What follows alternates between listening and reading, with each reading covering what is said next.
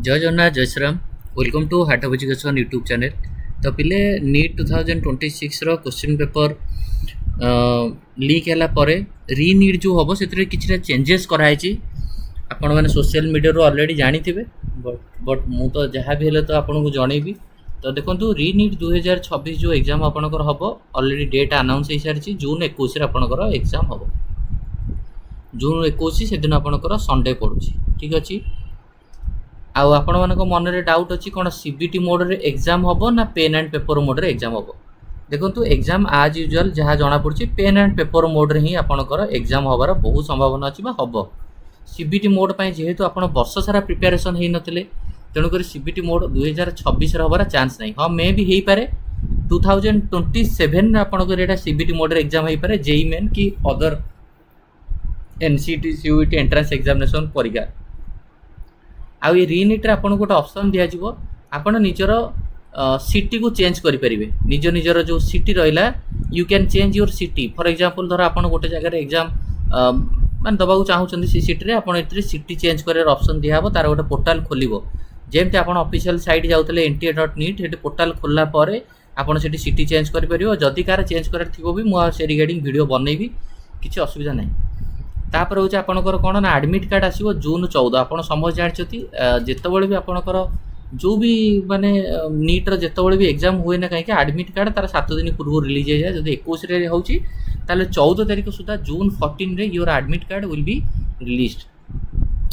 Then admit card आपंकर centre ना थी एंड आपंकर टाइमिंग थी 2टार जमी आपंकर एग्जाम स्टार्ट हम आज यूजुअल 2टार स्टार्ट हम 1:30 लास्ट एंट्री रही 12:30 बेलू पहुँचापी कहब।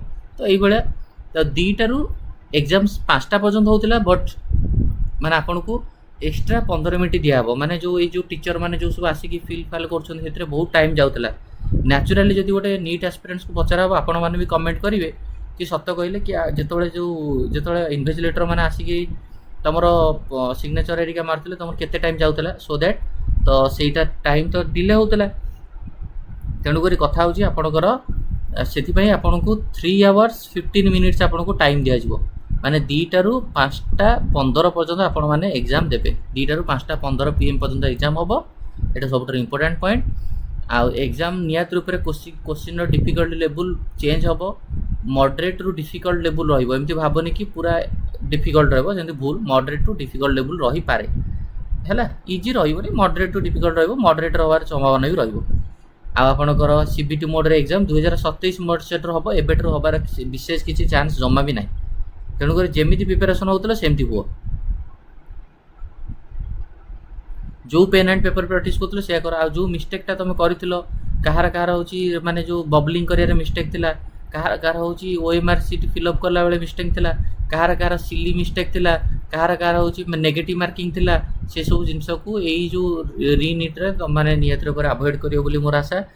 आउ ये सब जिनस को नियत रूप माइंड रखिबो जेतबे सिटी सिटी चेंज करार थियो करिवो। अदरवाइज किसी असुविधा नहीं। डायरेक्ट एडमिट कार्ड जो बाहर एडमिट कार्ड रिलीज कर बुझे एडमिट कार्ड डायरेक्ट डाउनलोड कर। आ सबुआड़ heart of education YouTube channel रे मु टेलीग्राम रो लिंक दे दूची। टेलीग्राम ग्रुप रे जॉइन हो प्रत्येक दिन एमसीक्यू प्रैक्टिस कराऊची। मु काली 2टा एमसीक्यू है 2टा वीडियो बर्तमान पे लाइव रे आपण टेलीग्राम रे जॉइन करले आपनकर जेतबे मु एमसीक्यू प्रैक्टिस करी आपन संगे संगे इंपोर्टेंट इनफॉरमेशन पळेबो। ता सहित काउंसलिंग रो डिटेल इनफॉरमेशन भी आपण माने heart of education YouTube channel रे पाई परिबे। ऑलरेडी आपण माने देखिथिबे सबू जो केमती कोन एमबीबीएस एडमिशन हो ओजे रो काउंसलिंग केमती कोन करा जिवो ऑल डिटेल्स ए चैनल रे आपण प्रोवाइड करा जिवो। पूरा बिंदास रे देखिबे। पूर्व वर्ष बहुत सारा पिला heart of education YouTube channel रो मो थ्रू रे कांटेक्ट करी बहुत सारा मेडिकल कॉलेज रे पढुचती से भी तुमको गाइड करि परिबे।